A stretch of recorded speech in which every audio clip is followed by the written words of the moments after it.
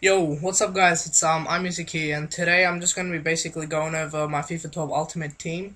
I should say teams or squads, because I have two, one being the Liga BBVA squad, or some people like to call it the La Liga squad, as well as a Russian League based squad. So let's get into it. My first squad that I'm gonna be showing you is my Russian squad. So as soon as it starts going, okay, so in manager, I've just got a 4-4-2 Netherlands manager. Doesn't matter really what nationality he is, as long as he's in the formation you guys are playing, you'll get 10 chemistry out of him. So going straight from the goalkeeper, we have Akinfeev, or Igor Akinfeev. As you can see, he's 185 centimeters, so which puts him around somewhat as a average keeper, average height keeper. But as a keeper, he is a beast. Akinfeev with 88 heading, 88 diving, 80 handling, 82 kicking, 89 reflexes, 56 speed, and 78 positioning is the best keeper in the Russian league, if not one of the best keepers in the world itself. At a stretch, you can probably put him as your fifth or sixth goalkeeper, obviously after Czech, Julio Cesar, and all of the other 100k plus goalkeepers. So moving straight into the back, so at right back we have Angbois, or I'm not too sure how to pronounce his name, but I'm gonna go with what KSI calls black man. He's a rather fast black man with 91 pace. Obviously the fastest right back in the league. His heading and defending, which 70, let him down slightly, but let me tell you, his stats are not always right with his defending. He is fast, and he will chase down those Balotellis and inform Messi's, probably not the Messi's, but those Balotellis that are running down your wing. His pace is basically needed for centre back, for one of the centre backs, which is Bruno Alves. So Bruno Alves with 69 pace somewhat lets him down sometimes when, like I said before, when you have those EPL teams running straight down your middle or even your wings. But Bruno Alves is a brick wall. He is with 80 defending and 89 heading. He's a beast on the ground and as well as in the air. As well as that, he's 189 centimeters. He's one tall motherfucker. He stands on the ground. He's a wall basically. That's what I'm trying to say.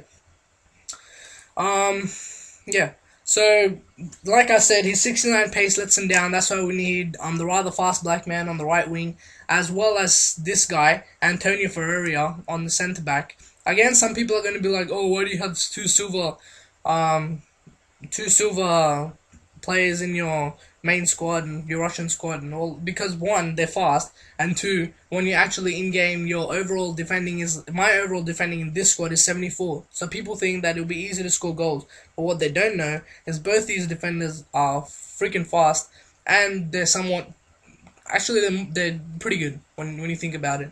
So Antonio Ferreira with 70 defending and 65 heading. Again, you can question his heading a little bit, but when you have Bruno Alves right next to him in his partnering position, you can't really compare. You can't compare the two.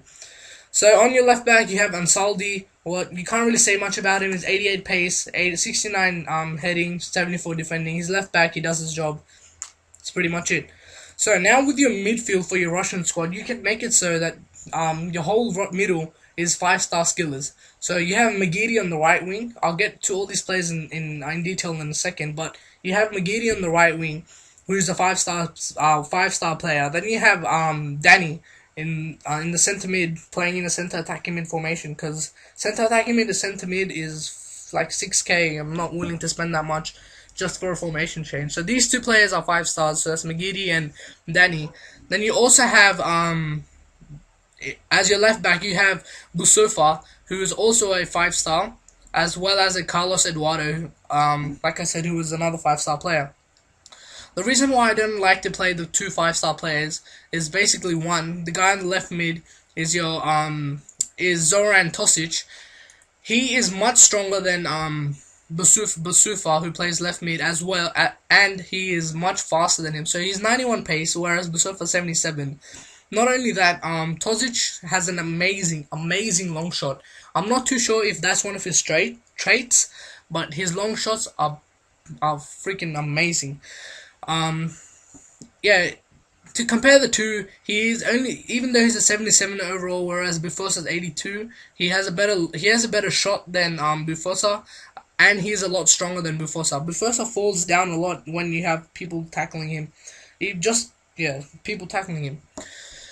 So Tosic's partner right in the center mid is Danny. I'm pretty sure most of you guys will know about Danny, 5-star skill. I can't really say much about him. He's a beast. He's probably one of my favorite people in the squad, if not just behind Honda, which is the next player I'm going to be talking about, or Tosic. So moving on to Honda. So Honda is a 3-star. No, I'm pretty sure it's a 3-star skiller. That doesn't really make a difference because that 3-star skiller, I'm not even recording, am I? No, I am. Okay, so that's 3-star skiller. Yeah, even though he's a 3-star skiller, he is a free kick specialist for one, and he has a pretty solid long shot as well. So you can take long shots with him, Tosic, and Antonio Ferreira. His long shot is pretty damn good as well. I've scored a few goals with him from 40 to 35 yards. So yeah, it all works out. Like I said before, you can obviously swap. You have Honda there for Carlos Eduardo to make it 3 5-stars, as well as Bufosa for Tosic here to make that 4 5-stars in your thing, and you still have 100 chemistry. But like I said before, I don't really like to have 4 5-star players. And my computer's lagging now. Yep. So let's put them back, and we'll move on to Magidi. Now, Magidi is again one of my more likable players in this squad, I'll say. He has 89 pace, 71 shooting. His shooting lets him down in some aspects sometimes because he is a 5-star skiller. So you can run down the wing, fake Roberto, and put in a sombrero flick, come in the middle, and then out of nowhere his shot just blazes over the crossbar. That's basically because of his shooting. Yeah. But like I said before, these players have good connection with each other. So if you're gonna make a Russian team, I suggest that you make a Russian team that has these players because of their passing abilities with each other, as well as their ability to do tricks. Because right now I have 2 5-stars and a whole bunch of 4-star players with long shot takers in the squad. So moving up to my striking positions, I originally had Dumbia and Wagner Love in my squad, but I recently went out and purchased a Wellington. This isn't the Wellington Silva, but it's a Wellington Soares. I don't even know what his last name is. So just Wellington.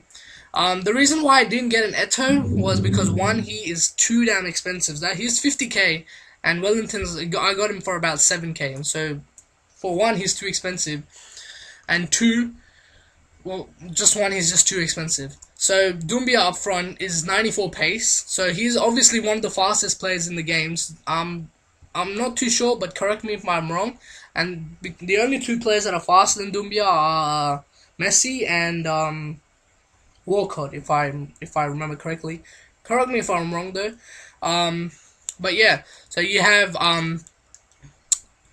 Sado Dumbia playing up front, 178 centimeters. He is quite good. Heading 76, he gets a few corners in there, but you don't really have to worry about that because that corner position, this guy comes up front and he usually puts him in. So Dumbia's partner up front, you have a Wellington. So Wellington has 92 pace and 92 acceleration as well. So he gets off the mark like a beast and he runs. The only bad thing about the Wellington is his stamina. Sometimes his stamina runs real low after, say, 30-40 minutes. So in halftime, you really need that halftime break to regenerate the player's stamina. His shot is 81, much better than Dumbia's at 77. You can take about 35 yards shot with him. He has 84 long shot ability.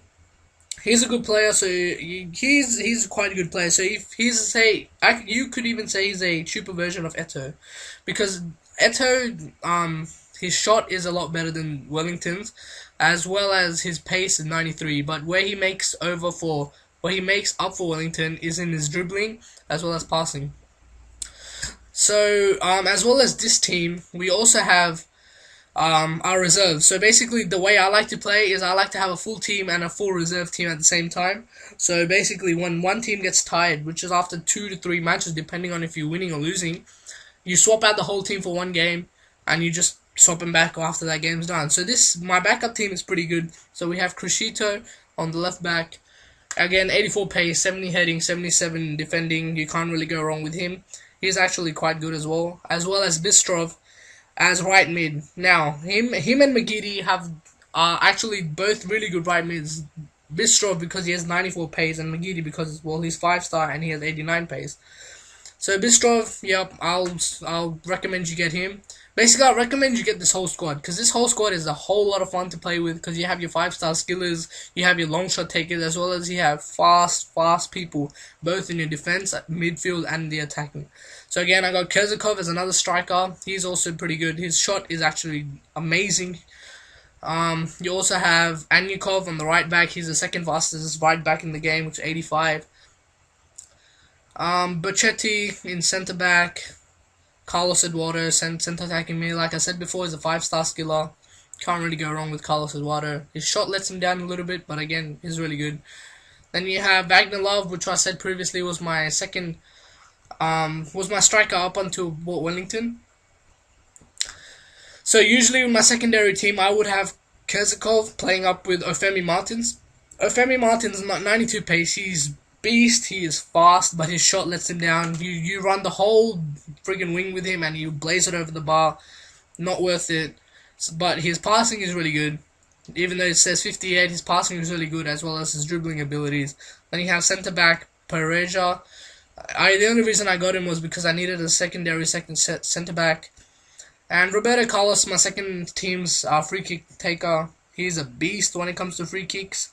He's actually quite good in his passing and his defending, but when you're thinking about going up for a run or even shooting close up, he usually misses quite a bit.